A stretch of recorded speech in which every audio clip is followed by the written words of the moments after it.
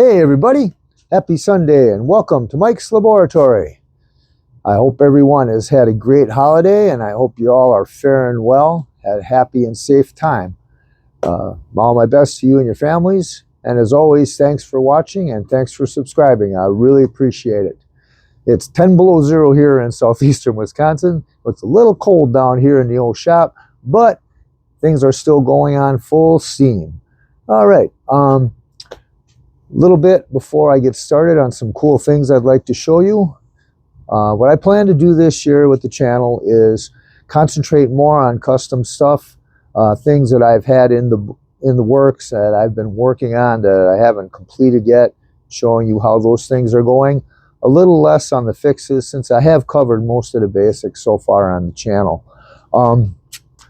If anybody has any requests, anything you'd like to see me fix or do, please mention that in the comments so I can take a look at that and see what will keep you guys interested in watching. So anyhow, before I get rolling here too, one other thing, I'd like to show off this. This here is the calendar for Axis of Awesome. This was put together by Angelo de Annabelle, and he did a great job. Thanks, Angelo, for going ahead and doing the work to make this possible. This is really cool, and it'll be hanging up down here. As you can see, it's got pictures from photography from various people. All pretty cool pictures, including some from, I got to do this because my pictures are cool as well. Anyhow, yep. Thanks again, Angelo. It is much appreciated that you went through the extra work to do this, and at a reasonable price as well. Anyhow, all right. So, without any further ado, let's jump right into some of the stuff I'm going to show you. This is mostly things that I've put together for my displays up in the old man cave, which I haven't really shown you guys yet. But I think that at some point this year, I'm going to go through and do a lot of just kind of give you a video show of my collection as well, if anybody's interested in that. Okay, so with all that being said, let's move on with the rest of the show. Stay tuned. Okay, first thing I'd like to show you guys is this. This stuff is basically 1/6 scale lumber. I got this at Hobby Lobby. I've had it for a while and didn't do much with it for a bit, until I started deciding to upgrade my displays a little bit. You can buy this stuff in big bags. This costs like, if I remember right, it was about 10 bucks a bag, but that was probably 4 or 5 years ago. I'm sure it's a little more expensive. But as you can see, it gives you a wide variety of pieces and sizes that you can make stuff out of. And some of the things that I've been making out of this stuff are this cool ass rifle rack that you see right in front of you here. This I just made simply by looking at some pictures of actual rifle racks and cutting the wood to fit. This stuff cuts good with a razor blade. It's also pretty simple to form. It's just balsa, so it's not like a hardwood that would be harder to cut. And it's very lightweight. Glues together real easy with just plain old super glue. I suppose if you're really into woodworking or a purist about it, you would use wood glue. But I found that super glue works pretty darn good and dries pretty quick. So, and then a little bit of spray paint application, obviously. And away we go. This is going to be part of the background for the armory that I've been building in one of my display shelves. I also went ahead and showed some of this on my Facebook group, so some of you may have seen that before. These are what goes in the racks, obviously. These are simply knockoff M1s. There might be a Hasbro 1 or 2 in there, but I don't think so. I don't like the modify nice vintage stuff. And knockoff carbines. I went ahead and I repaired and painted a bunch of them that I had laying around. In fact, I got these from Cotswold a couple years ago. It was one of those, found this in the warehouse thing. 99 cents a piece for a bunch of actual 70s knockoff carbines. I used this color paint this type of paint to, what's the color? Burnt sienna. To paint it, it's just a Model Masters acrylic paint, testers. And to give them a little more realistic coloring. And then it's just black acrylic. I think that's Liquitex I used on those. Added the slings, added the rings, all of that stuff to make them look cool. Anyhow, I think they turned out pretty good. Nice use of knockoff stuff. Okay, over here we have a table. I know I showed one of these off in my Facebook group previously. This was made the same way, super glue, and I need a little more paint over there. And just simply glued it together.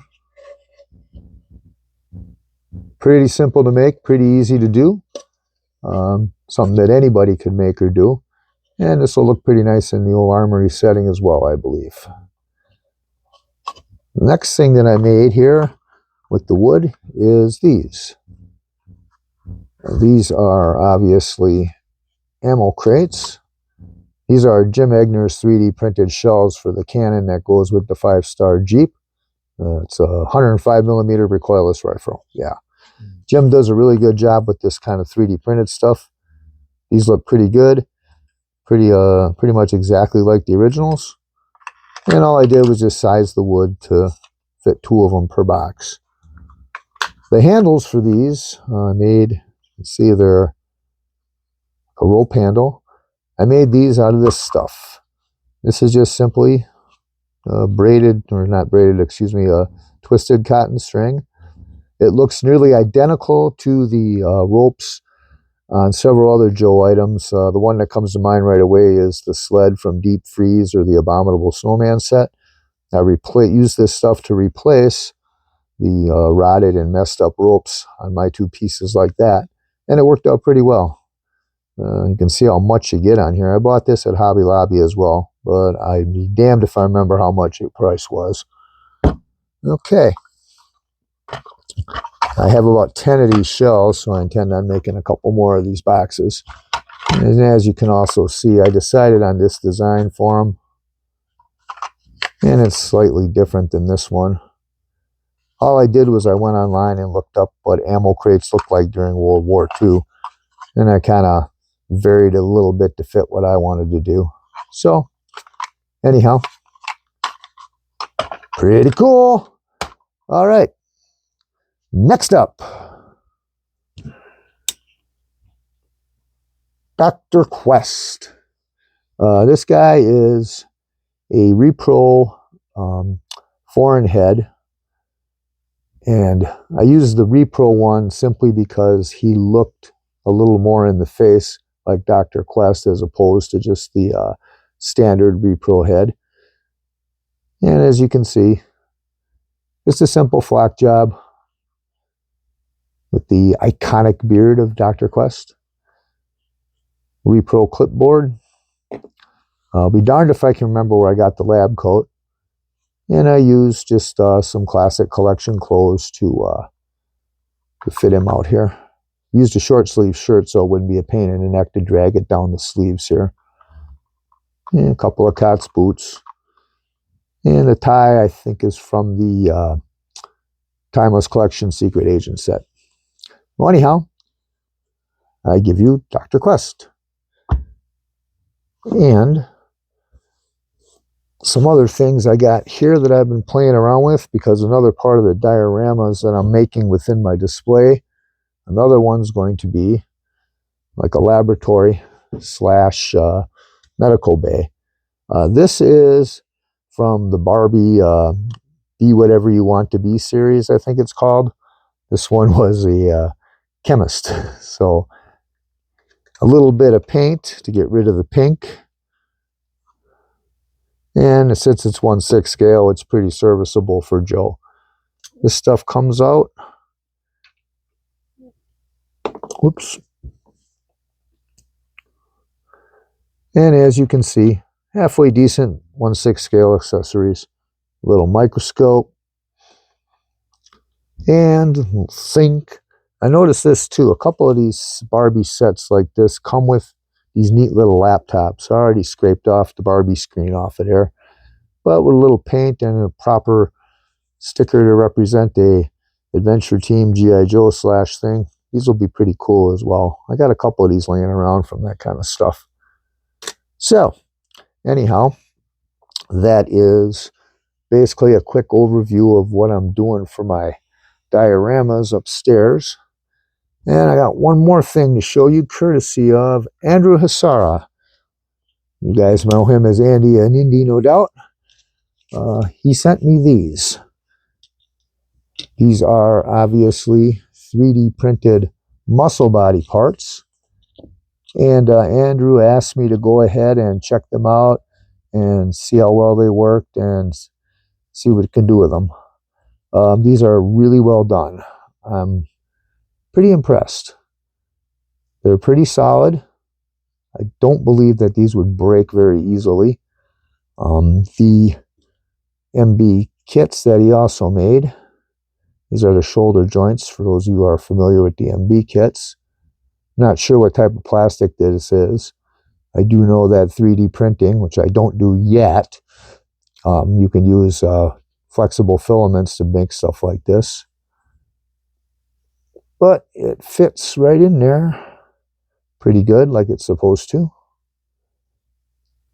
Seems to rotate without getting stuck or anything, like it's supposed to. And the pieces are matched up pretty good. One thing I did notice, Andrew, if you are watching, as part of my evaluation here, I got to say, great freaking job. This is awesome. They clip together like that. However, one thing that I did notice that I think you should probably improve, sir, is, if I can get this apart, because they do fit together so darn good. There we go. These pegs are very delicate. They tend to break off. As you can see on the bottom, that happened when I was fitting this together pre-show here to see how everything went. If you could either, I think, maybe make these holes a little bigger or make the pegs a little thicker, or a combo of both, that would increase the sturdiness. However, on the other hand, you've got the sizes so well matched that as long as you put them together carefully, even without those pegs, whoops, I think they'd still match up pretty darn good. In any event, other than that, Andy, this is awesome freaking job. Tiny little improvement, and you're going to get 150% on this one from me anyway. I'll do a video later sometime, probably within the next month, on putting these together and sanding them smooth and all that. Also with these, I don't know if I can get it out my hand here, but plastic pegs to hook up these joints rather than trying to put a rivet through there, which is also a pretty darn good idea. I don't have any muscle body hand pegs right at the moment to check that fit with, but as soon as I get some, I will go ahead and check that out too. So all in all, great job, Andrew. Keep it up, man. Send me the rest of this guy. I'll put them together a little bit at a time on the channel if you want to show them off that way. Okay, very cool stuff. All right, and a couple other things that Andrew sent me. There's a couple of heads that he made. We have a Defender head, and this is supposed to be a Lily Lady Joe head, which again is pretty cool. Need to be repainted, but these are pretty good. Look pretty nice. I will definitely figure out a use for these, sir. And this last one is of Paul Knapp. Has to be painted, but that's a pretty good likeness of him. What do you think, Paul, if you're watching? Anyhow, all right.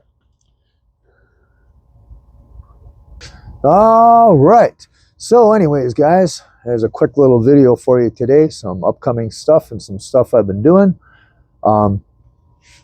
In the future, I'm going to try and put these videos out more often like I used to do. Not a promise, but I'm going to give it my best shot. You can probably expect another one in a week or 10 days. Let's see. What else was I going to say? I can't think of nothing else right now, so I guess we're good to go.